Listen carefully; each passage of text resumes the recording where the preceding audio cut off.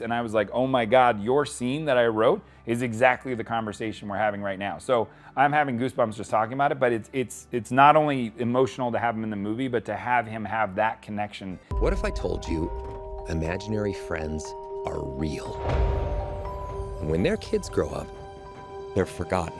I was thinking about, from Quiet Place, which there were things about being a dad that influenced you with that. And then with If, are you surprised by how much being a father has influenced your filmmaking?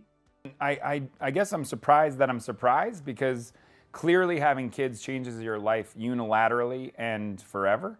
But I think that the fact that they have seeped in so deeply to my creative process has been amazing to watch. And honestly, I just feel lucky because I genuinely am inspired by them.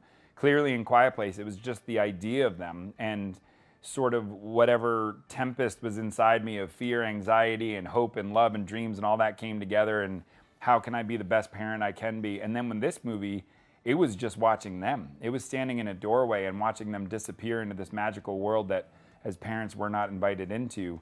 I just thought that is a world that I wish I could go into, so why not do a movie about it?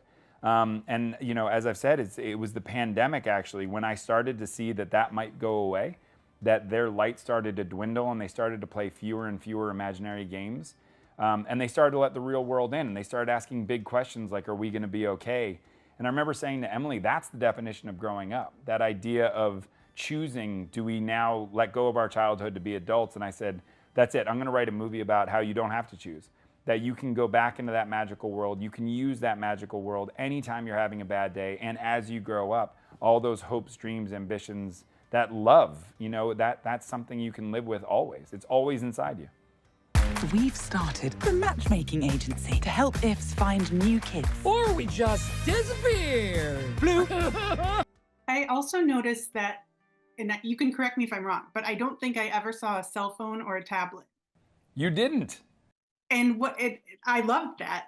But what was your motivation for that? I mean, the motivation in the beginning was I had to take a deep look at my childhood and how I grew up. And it was so joyful because I think like a lot of people, that back door opened, whether it was a screen door or not, it opened and it was like, we'll see you at dinner. When the street lights came on, you had to go home. But until then, it was about where was your imagination going to take you? So for me, I didn't have cell phones or, didn't watch TV during the day as much. And it was that thing of, what is inspiring kids today, right? And are devices distracting? You know what I mean? Clearly the devices can be inspiring as well, but are they distracting and taking kids away from this not only ability to think up their own worlds, but also interact, so that the more you bump into other kids, the more fun you can have inventing things of your own. So yes, very purposeful, but good eye.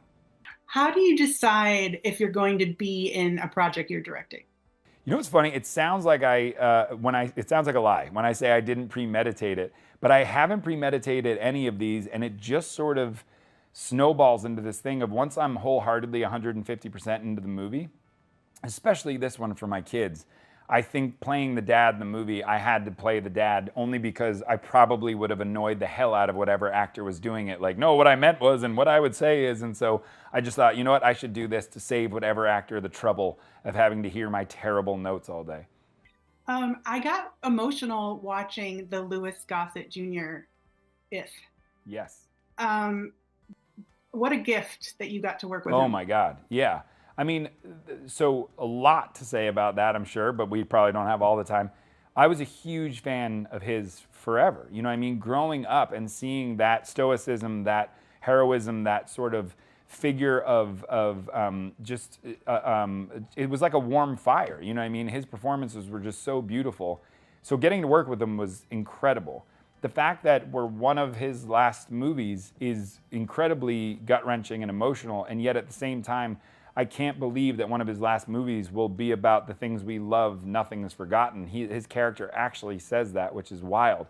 But the crazier part is, our first conversation I ever had with him when he said he would do the part, I told him that the IFs live under Coney Island and he's the head of the IFs and blah, blah, blah. And he said, yeah, that's great. And he said something about the boardwalk. And I said, oh yeah. And again, he had not read the script.